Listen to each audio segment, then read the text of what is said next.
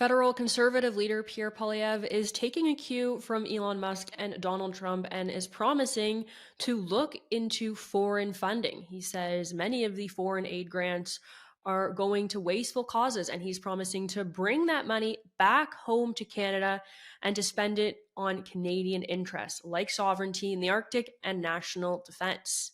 I think most of us are relieved to hear this. At the same time as this happy news landed, we also heard that Donald Trump is indeed planning to go ahead with tariffs on aluminum and steel. Joining us today is the Alberta director of the Canadian Taxpayer Federation, Kris Sims. I'm Rachel Parker. Welcome back to the Rachel Parker Show.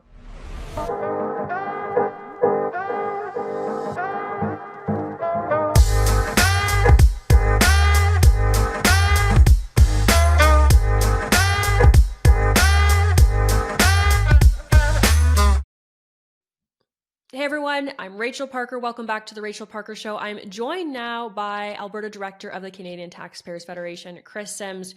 Kris, I want to start by asking you, we've seen some rebranding from the Conservatives. I've been saying for a while, I don't think that still pitching the federal election as a carbon tax question is the right way to go. And now we're seeing them rebrand with this Canada First agenda that I think is really strong. I want to just get your thoughts. What are you guys at the Canadian Taxpayers Federation? How are you feeling about this rebrand? These are great questions. And so I think a lot of us who've been following the United States, and especially yourself with your great coverage of it with the Trump administration, knew that this would throw a spanner into the works, right? Because generally speaking, a lot of folks who are small c conservative or want smaller government or they're more on the libertarian side of things, a lot of them up in Canada will probably like what US President Donald Trump is doing in the United States. However, when he starts doing stuff like putting tariffs on Canadians, and then we're going to respond with retaliatory tariffs, which are basically just a form of trade taxes, then we get into some pretty murky waters, especially when it comes to the narrative coming from the mainstream media out of Eastern Canada. So then it becomes quite easy to pitch yourself as a populist politician against, the big bad threat from the United States, against US President Donald Trump. We're seeing that exactly happen with Ontario Premier Doug Ford. You'd think he's running against Trump for his re-election as premier. So politically, we understand, or at least I understand, why Poilievre would want to shift a little bit here to make sure that it's not just about the carbon tax. But practically speaking, and in reality, we still have the carbon tax. The carbon tax is still here. And no matter what Carney and his team and those in the mainstream media are saying, he's not getting rid of it. Like, this is just a weird narrative change.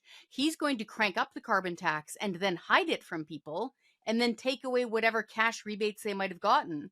So on the practical side of things, we still have the carbon tax, and we really hope that Pierre Poilievre continues to say he will axe the tax. But politically speaking, as far as the narrative goes, I would say they do need to shift positions slightly. Not a pivot, but they need to adjust. So, part of what we've been seeing over the last few days is, of course, in the United States, we have Elon Musk heading up the Department of Government Efficiency, and we've seen Trump's excellent White House press secretary, Carolyn Leavitt, announcing to everyone essentially what the American government has been spending money on. And it's like millions of dollars in different countries for plays on trans people and just crazy things. And so, now we've seen people going and taking a look at what the Canadian government is spending money on in the Department of Global Affairs.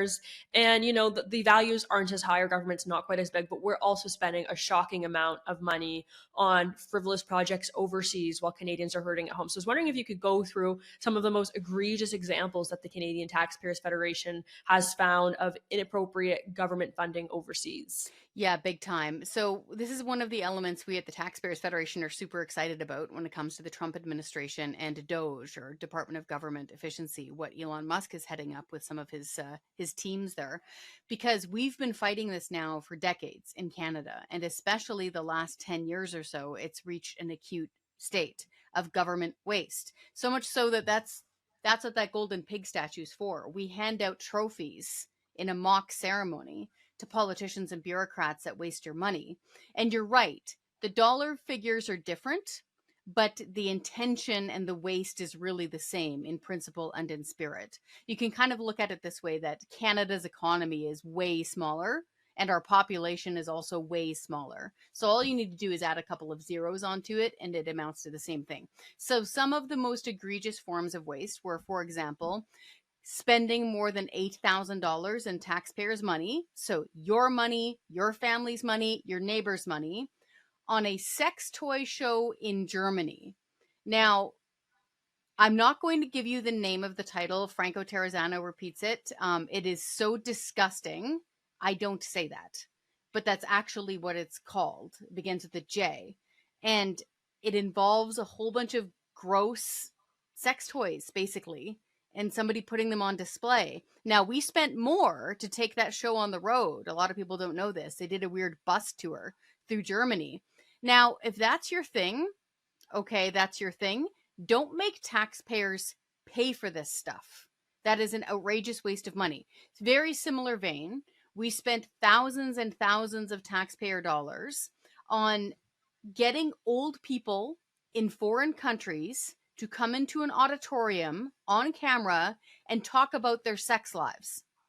Worst time, best time, last time, worst time. Like, it is the stupidest waste of money.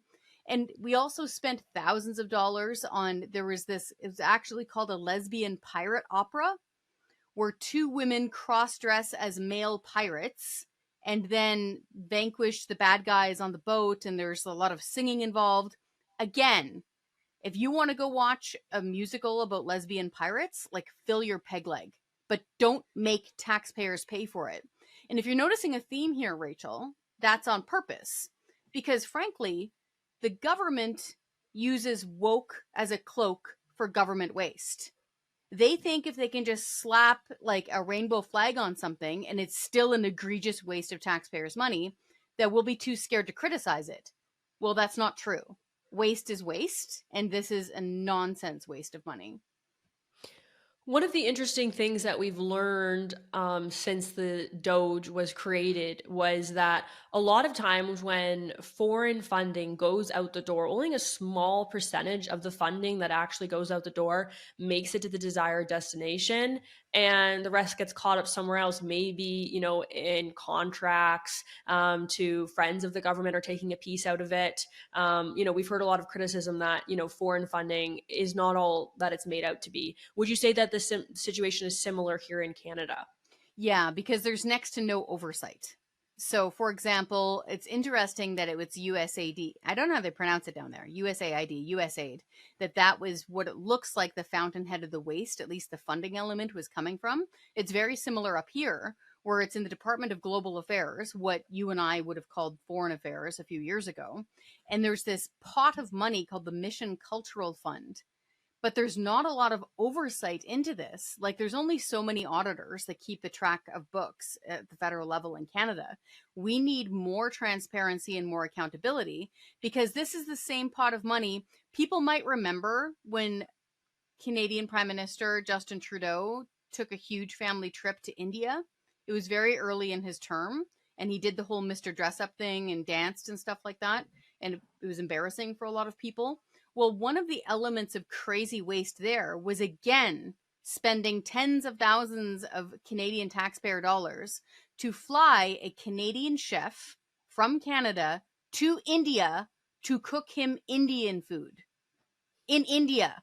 It's the stupidest thing, but it wasn't singular to Trudeau. For the longest time, the Mission Cultural Fund, I'm not kidding, had a pot of money so that a diplomat, some bureaucrat working overseas, if they got hungry, they could pick up the phone and fly in a Canadian chef to cook for them. Where, like, it's mind-blowing, Rachel. So suffice to say, yeah, we're wondering where a lot of this money is going, but the actual waste that we can even see going out the door is alarming. So I have to ask, if we were to see a conservative government later this year, do you think that there would be a better opportunity for the federal government and potentially even organizations like yours to get their hands on the books and actually do an audit of where all this money has gone? So this needs to be a group effort. There was something that Pierre Poilievre said to Dr. Jordan Peterson a few weeks ago, and it is so true. To paraphrase him, he basically said, politics can't be a spectator sport. It has to be a participatory sport, meaning you have to, as Roosevelt told us all to do, be in the arena, be the man in the arena. So even if Pierre Poilievre becomes prime minister, and even if he calls for massive audits, and we'll help as best we can, I mean, anybody can steal our homework. We don't care if you even give us credit. Go to the taxpayer.com website, take all of our waste stories from the last 20 years, chase those rabbits down those rabbit holes, please. So we don't have the manpower to staff an entire team to help the federal government find waste. But if they can take our spirit of finding waste and apply it to other people who are digging through the books, that is what needs to happen. The beautiful thing of what's happening in the States right now is that finding government waste has become cool. Finally, this is the cool thing for the cool kids to do. And if we can get an army of Canadians who are chasing those rabbits, it'll be a huge savings for taxpayers' money.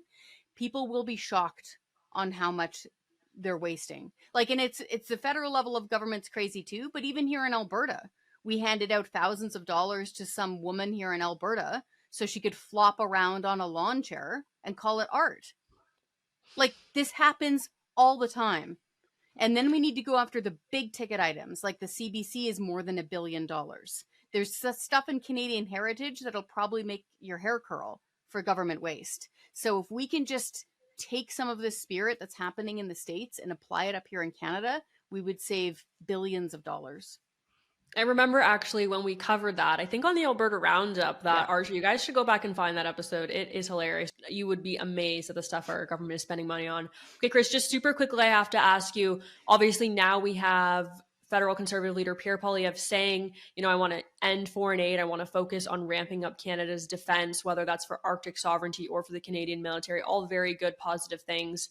What are you guys hearing at the Canadian Taxpayers Federation? How welcome is this news of this announcement that Poilievre has made? So generally speaking, we want government to stop wasting money everywhere in every single department. If that includes blowing money on silly procurement plans within Department of National Defense, that's fine too. However, when it comes to what our supporters want, our supporters, generally speaking, support wise spending in the armed forces. That's with a capital W, wise spending. And they don't generally support blowing money overseas. Like we just saw, for example, a bill that we, again, spent thousands and thousands, it might even be in the millions, I'd have to check. We spent a ton of taxpayers' money promoting gender diversity and understanding within healthcare in the Philippines. There are people who are on wait lists in Canada for years for a hip replacement, for heart surgery, for knee replacements, who have been paying taxes in Canada their entire lives. Why are we spending a nickel on that nonsense in the Philippines? So that kind of foreign aid, yeah, that has to go. Kris, thank you so much. Thank you. All right, everyone. That was Kris Sims, the Alberta director of the Canadian Taxpayers Federation. And of course, fan favorite. I've had her on my show many times over the years. Now we are going to dive into our comment section. Jeff has looked over some of your comments from last week and he's pulled up some of the best ones. We're going to take a look at those now. Up first from @David Bale says 30 days in the hole, same as Mexico and Colombia. So many people getting suckered into premature actions or reactions. Be methodical about this. So essentially, this was a response to the news that Donald Trump would be pausing his plan to implement tariffs on Canada for 30 days. I really agree with what David wrote here about people being overly reactionary. I think that's essentially what we heard from Viva Frei, that Canadian politicians played right into Donald Trump's hand by freaking out so much over the tariffs and making it such a big news story that, they had no choice but to go and essentially beg Trump for mercy. And then we saw that 30 days. If they had played it cool the whole time, I don't think it would have given Donald Trump as much power to use the tariffs as a bargaining chip. But Canadian political leaders stressed essentially their residents out over it by making it such a big deal. And I think that was probably the wrong move. Taking a look at our next comment here. This is from user @Shelly Bennett, says, Trump, please stop drug and human trafficking at the border. Canadians. Trump is the bad guy. This is so true. And I think this is why you've seen a lot of Canadian conservatives, not really be super upset about some of the impact of the tariffs. There are actually a lot of people, including myself, we're glad to see that the federal government has been forced to be a little bit more serious at the border. That being said, I have a friend who is a OPP officer, and apparently police officers in the Niagara region along the border are being offered a significant amount of overtime money to do these shifts. And all they're really doing, from what I'm hearing, is driving around the Niagara Falls region. And so I don't know if that's exactly a good use of taxpayer money. I also don't know how that's helping to strengthen borders. So I think there's more to be done. We got to really look into see what exactly this money is being spent on. Because if it's just we're paying, thousands of dollars to send police officers to drive around the Niagara region, don't think that's really what border security looks like to me. Okay, and finally, our last comment here is from No Heart Dare, says, we definitely need to stop all foreign aid until our budget is balanced. That was from 5 days ago. So this guy, he knew what was in the books for the Conservatives and what federal Conservative Pierre Poilievre would be announcing.